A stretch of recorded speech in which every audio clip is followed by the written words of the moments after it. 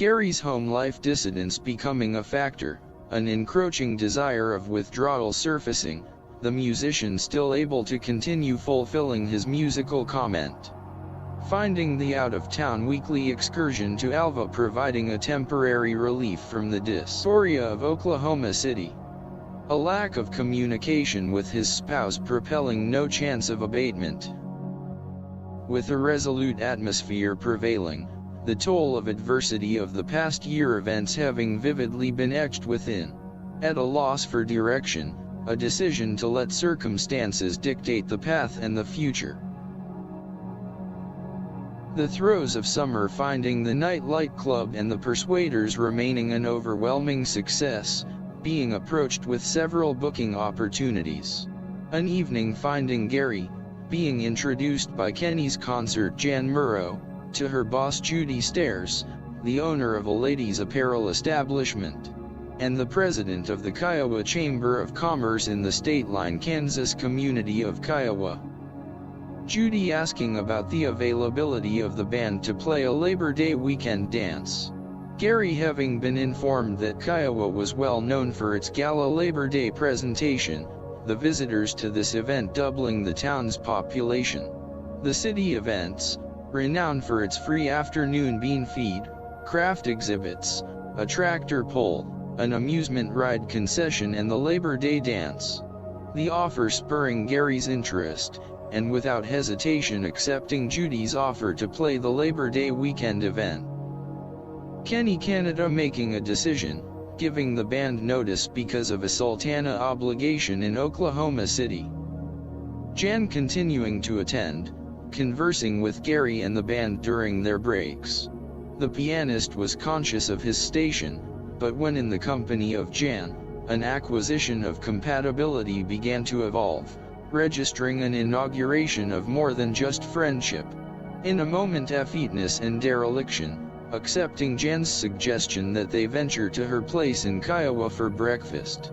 During the weekends before Labor Day, Jan a mainstay frequenting the club, Gary, when in her company, discovering a blinding solace never experienced before, a patented subjectiveness overshadowing his resistance and vulnerability.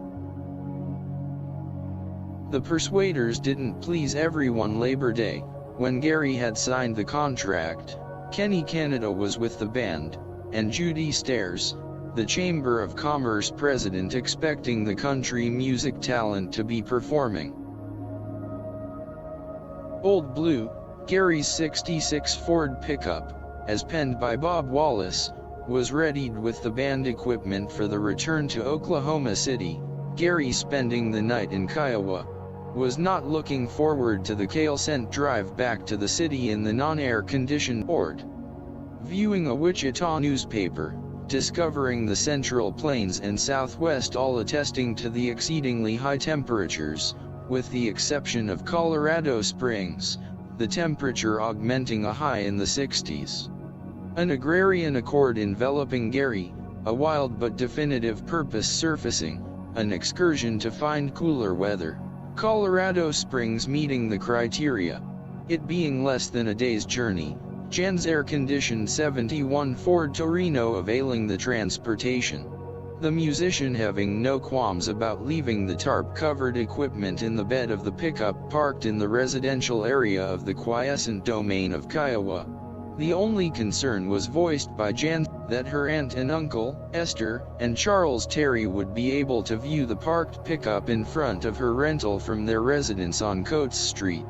With the sound of John Denver's Rocky Mountain High on the radio, the ensuing journey began, the couple looking forward to the cooling atmosphere of Colorado Springs.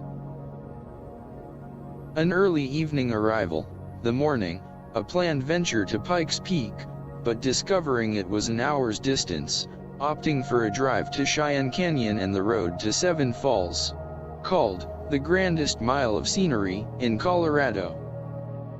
Their brief excursion coming to a conclusion, their time together resolving several unanswered questions. The perdition of the nightlight presenting a quandary for the band. Vel apparently never anticipated the Persuaders would continually draw such a crowd. coming to the conclusion of relinquishing the door cover charge to the band was a mistake. He could do the math, witnessing the potential loss of income, deciding to renege on the agreement. The band having no alternative but to agree to his terms, at least for the time being. No longer established as a fixture, the band wasn't without recourse, enhancing other opportunities, partaking of the acquaintances made in Alva, availing the Moose, the Elks Lodge, an open-air dance in Anthony, Kansas, and even a very high-paying private barn dance sponsored by a wealthy farmer. Gary's home life continued on a downhill slope, coming to a defining moment, congruent with his spouse. A decision was made that it would be in the best interest of both parties for him to dislodge himself from the residence. Packing nothing but his clothes, he enrolled in a one-bedroom downstairs apartment in the Penn Apartments at Southwest 36th and Pennsylvania Avenue, not far from his home for the past 13 years. The budding relationship between Jan and Gary was on hold because of miles of separation. The music commerce in Oklahoma City was in transition, the number of accomplishments providing live entertainment was in declination. An application of the past years of experience finding Gary utilizing his talent for retention, traversing the highway when the expediency of local expenditures failed, a combination of travel and local acuity filling the band. Gary having a serious discussion with Jan about her moving to Oklahoma City, understanding the difficulty she would have confronting the contentions of her parents, about residing with a married man almost 11 years her senior. Gary also having a concern but accepting the inevitable, he would have to meet her parents.